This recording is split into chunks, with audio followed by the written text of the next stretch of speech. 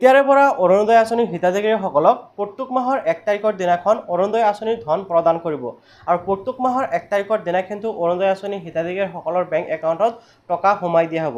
আৰু আপোনালোকে সকলোৱে জানে যে আগষ্ট মাহৰ 1 তাৰিখৰ দিনাখনে কিন্তু সকলো হিতাধিকাৰীৰ একাউণ্টত টকাটো প্ৰদান কৰা হৈছে। সেই হিচাপতে কিন্তু ছেপ্টেম্বৰ মাহৰ 1 তাৰিখৰ দিনাখনে কিন্তু আপোনালোকে অৰুণোদয় আঁচনিৰ জৰিয়তে টকা লাভ কৰিবলৈ গৈ আছে। কিন্তু বহুত সংখ্যক হিতাধিকাৰী এনেকুৱা আছে যিসকলে আগষ্ট মাহৰ টকা পোৱা নাই বা আগতো এটা দুটা কিস্তিত ধন লাভ কৰিছিল, বৰ্তমান টকা পোৱা বন্ধ হৈ আছে। তো আপোনাৰো যদি তেনেকুৱা হৈ আছে তেনে ক্ষেত্ৰত আপোনালোকে কি কৰিব, সেই বিষয়ে কিন্তু অসমৰ মুখ্যমন্ত্ৰী হিমন্ত বিশ্ব শৰ্মা ডাঙৰীয়াই নিজে ঘোষণা কৰিছে যে আমি লাহে লাহে অৰুণোদয় পুঁজিৰ যিটো আজি আপোনালোকে 1250 পাই আছে তাকো আমি লাহে লাহে ইয়াক বঢ়াই লৈ যাম। এইবাৰ যেহেতু আধাৰৰ লগত আমি বেংক একাউণ্ট সংলগ্ন কৰিছোঁ, কিছু মহিলাৰ আধাৰ সংলগ্নকৰণৰ প্ৰক্ৰিয়া এতিয়াও শেষ হোৱা নাই। সেইকাৰণে আমি অৰুণোদয় হয়তো আজি আমি দিলে 15-20 হাজাৰ মহিলাৰ বেংক একাউণ্টত নাযাব পাৰে, কিন্তু আধাৰৰ সংলগ্ন কৰাৰ প্ৰক্ৰিয়া চলি আছে।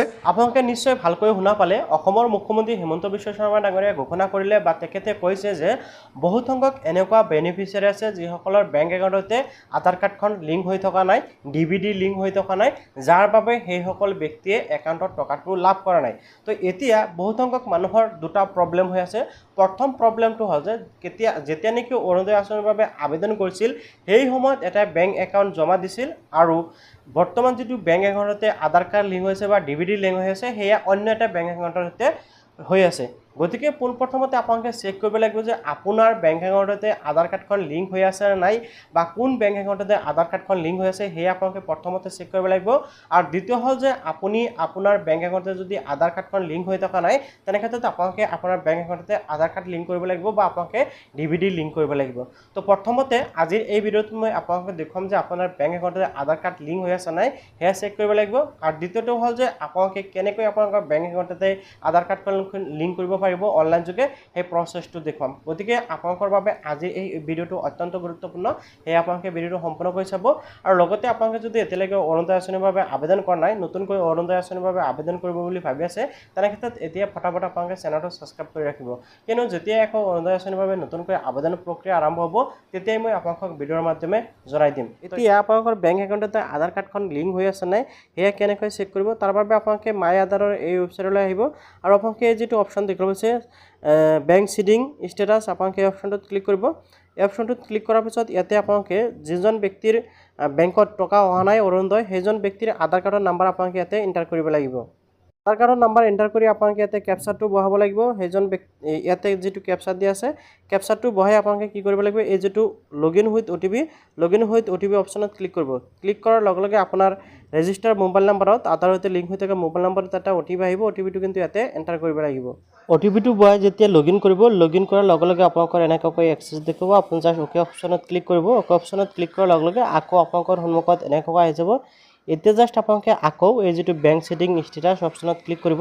ইয়াতে ক্লিক কৰাৰ লগে লগে কিন্তু আপোনালোকৰ ডিটেইলছসমূহ শ্ব' কৰিব। প্ৰথমতে আধাৰ নাম্বাৰ, তাৰপিছত আপোনাৰ কোনটো বেংক একাউণ্টতে আধাৰ লিংক হৈ আছে আৰু বেংক সিডিং এক্টিভ আছে নাই সেয়া শ্ব' কৰিব। অ'কে, এতিয়া কথা হ'ল ইয়াৰ পৰা আপোনালোকে বুজিব পাৰিব যে আপোনালোকৰ কোনটো বেংক একাউণ্টতে আধাৰ সিডিং হৈ আছে বা আধাৰ লিংক হৈ আছে।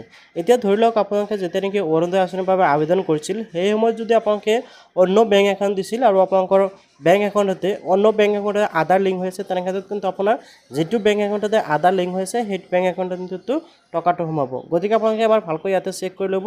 আৰু যদি আপোনালোকে এতিয়ালৈকে আপোনালোকৰ বেংক একাউণ্টতে আধাৰ লিংক কৰা নাই, কেনেকৈ লিংক কৰিব পাৰি আপোনালোকক ষ্টেপ বাই ষ্টেপ দেখুৱাই আছোঁ। আপুনি আপোনাৰ মোবাইল বা কম্পিউটাৰৰ যিকোনো এটা ব্ৰাউজাৰ অপেন কৰিব। আপোনালোকে মোবাইলৰ জৰিয়তে কিন্তু অতি সহজতে কৰিব পাৰিব। ব্ৰাউজাৰ অপেন কৰি আপুনি তাত চাৰ্চ কৰিব NPCI বুলি লিখি আপোনালোকে চাৰ্চ কৰি দিব। অ'কে, চাৰ্চ কৰিলোঁ। চাৰ্চ কৰাৰ লগে লগে আপোনালোকৰ সন্মুখত প্ৰথম যিটো ৱেবছাইট দেখিবলৈ পাইছে ইয়াতে national payment corporation India limited, আপোনালোকে এই ৱেবছাইটৰ ওপৰত ক্লিক কৰিব। ক্লিক কৰাৰ লগে লগে কিন্তু আপোনালোকৰ সন্মুখত এই পৰ্টেলটো অপেন হ'ব আৰু ইয়াৰ পৰা আপোনালোকে আপোনাৰ যিকোনো বেংক একাউণ্টতে আপোনাৰ আধাৰ কাৰ্ডখন লিংক কৰাব পাৰিব অতি সহজতে। তো এতিয়া আপোনালোকে কি কৰিব লাগিব মই আপোনালোকক দেখুৱাই আছোঁ ষ্টেপ বাই ষ্টেপ। চ' আপোনালোকে মোবাইল ব্যৱহাৰ কৰিলে এনেকুৱাকৈ আহিব।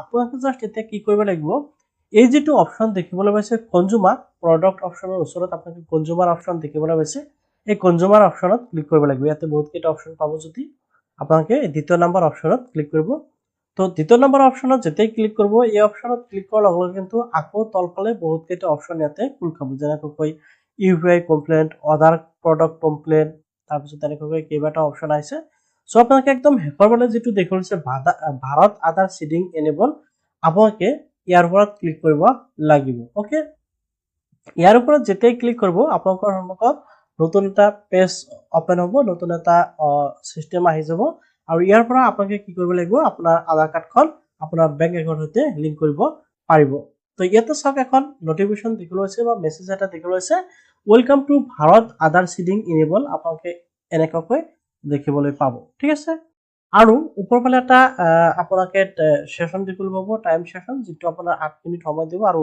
8 মিনিট সময়ৰ ভিতৰত আপোনালোকে কি কৰিব লাগিব এই আপোনাৰ কামটো কমপ্লিট কৰিব লাগিব এতে চাওক এই সাইডত হোম অপশনত তলফালে বহুত কেইটা অপশন আছে যেনে আধাৰ সিডিং একাউন্ট ডিটেইলস তাৰপিছত আছে আধাৰ মেপেড ষ্টেটাস এনেকৈ কেইবাটাও অপশন ইয়াতে দিয়া আছে সো ইয়াৰ পৰা আপোনালোকে প্ৰথম যেটো অপশন দেখিবলৈ পাইছে আধাৰ সিডিং অবলিক ডিসিডিং আপোনালোকে এই অপশনটোৰ ওপৰত ক্লিক কৰিব লাগিব অৰ্থাৎ আপোনালোকে ইয়াৰ পৰা আধাৰ লিংক প্লাস আপোনালোকে আধাৰ ডিসলিংক কৰিব পাৰিব সো এতিয়া চাওক আপোনালোকৰ সন্মুখত এনেকৈ এটা ফৰ্ম খুলিছে আৰু এটা চাওক request for Aadhaar seeding and deseeding এনেকৈ আহি গৈছে সো এতিয়া আপোনালোকে এই যি পেজ দেখিবলৈ পাইছে বা আপোনালোকে ফৰ্ম দেখিবলৈ পাইছে এটো কিন্তু আপোনালোকে সঠিকভাৱে আৰু শুদ্ধভাৱে ধৈৰ্য সহকাৰে আপোনালোকে কি কৰিব লাগিব কমপ্লিট কৰিব লাগিব তাৰপিছত আপোনালোকে সাবমিট কৰিব লাগিব আপোনালোকে ভিডিঅ সম্পূৰ্ণকৈ চাওক ধুনীয়াকৈ বুজি পাব এতিয়া জাস্ট আপোনালোকে চাওক ইন্টাৰভিউৰ আধাৰ নাম্বাৰ এটা আপোনালোকৰ নিজৰ আধাৰ নাম্বাৰটো বহাই দিব তো মই আধাৰ নাম্বাৰটো ইয়াতে বহাই দি আছো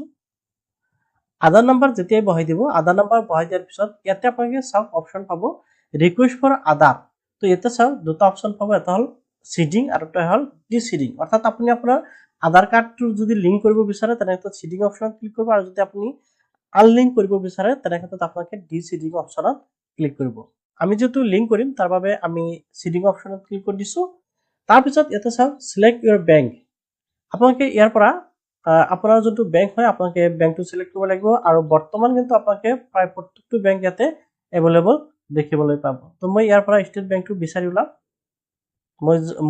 মোৰ যেটো ষ্টেট বেংক হয় তো মই তো চাওক state bank of India select কৰি দিলো এনেকৈ সিলেক্ট কৰিব সিলেক্ট কৰাৰ পিছত ইয়াতে চাওক সিডিং টাইপ আপোনালোকৰ ইয়াতে চাওক আপোনালোকে সিডিং টাইপ অপশনত তিনিটাকৈ অপশন পাই যাব আৰু এই তিনিটা অপশন কিন্তু আপোনালোকে ভালকৈ বুজিব লাগিব তেতিয়া আপোনালোকে লিংক কৰিব পাৰিব এটা চাওক প্ৰথমটো আছে ফ্ৰেছ সিডিং অৰ্থাৎ যদি আপোনাৰ বেংক একাউণ্টৰ সৈতে অৰ্থাৎ আপোনাৰ আধাৰ কাৰ্ডৰ সৈতে কোনো বেংক একাউণ্টৰ এতিয়ালৈকে লিংক হোৱা নাই তেনে ক্ষেত্ৰত আপোনালোকে ডাইৰেক্ট ফ্ৰেছ সিডিং অপশনত ক্লিক কৰিব পাৰে ইয়াৰ পিছত আছে মুভমেন্ট সেম বেংক উইথ আদাৰ একাউণ্ট যদি আপোনাৰ এই আধাৰ কাৰ্ডটো আপোনাৰ এই বেংকতে অৰ্থাৎ মই যেনেকৈ ইয়াতে ষ্টেট বেংকটো সিলেক্ট কৰিছো ধৰি লওক ষ্টেট বেংকতে অন্য একাউণ্টতে লিংক হৈ আছে তেনে ক্ষেত্ৰত দ্বিতীয় অপশনটোত ক্লিক কৰিব আৰু তৃতীয় নম্বৰ অপশনটোত আপোনালোকে তেতিয়াই ক্লিক কৰিব ধৰি লওক আপোনাৰ আধাৰ কাৰ্ডটো ষ্টেট মই যেটো ইয়াতে ষ্টেট বেংক সিলেক্ট কৰিছো অন্য আপুনি এতিয়া যেটো বেংক সৈতে আধাৰ কাৰ্ডখন লিংক কৰিব বিচাৰে সেই বেংকখন নহয় অন্য কোনো বেংকৰ সৈতে আপোনাৰ আধাৰ কাৰ্ডটো অলৰেডি লিংক হৈ আছে তেনে ক্ষেত্ৰত আপোনালোকে তৃতীয় নম্বৰ অপশনটোত